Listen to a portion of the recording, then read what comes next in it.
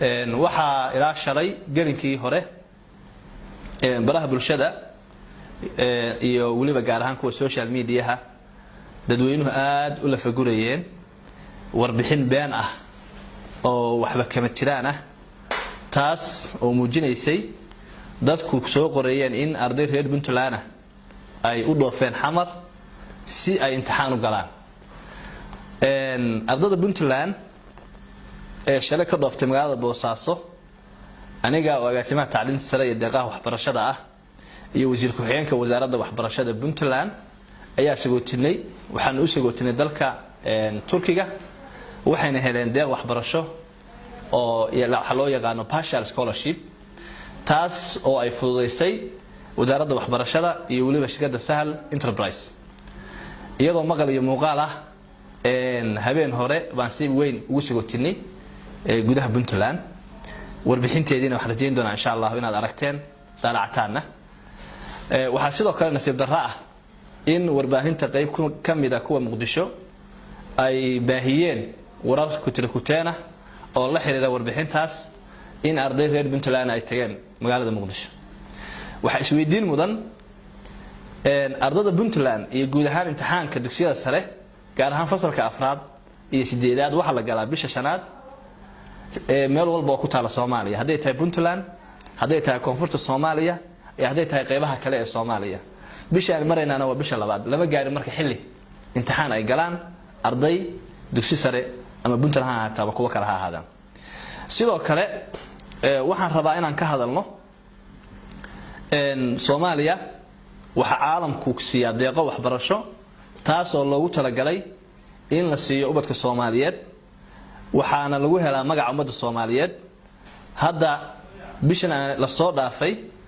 waxa gudaha Soomaaliya soo gaaray deeqihii waxbarasho ee wadamada China Ruushka iyo Hindiya deeqahaas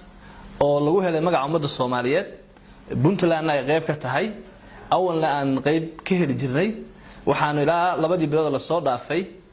dhowr jeer la xiriirnay wasaaradda waxbarashada ee Xamar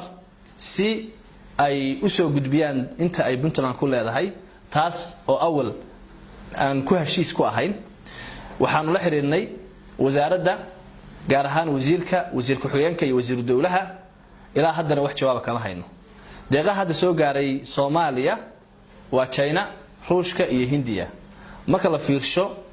Puntland qayb muhiim ah ayay ku leedahay waxa nasiib darro ah oo aan ognahay markii wasaaradda waxbarashadu ay ka soo jawaabi weyday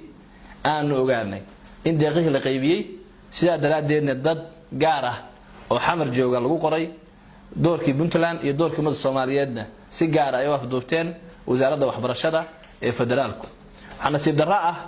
in wasiir dawlaha wasaaradda waxbarashada mudane Jaabir uu yahay xildhibaan ka tirsan dawladda federaalka kuna matala Puntland sidoo kale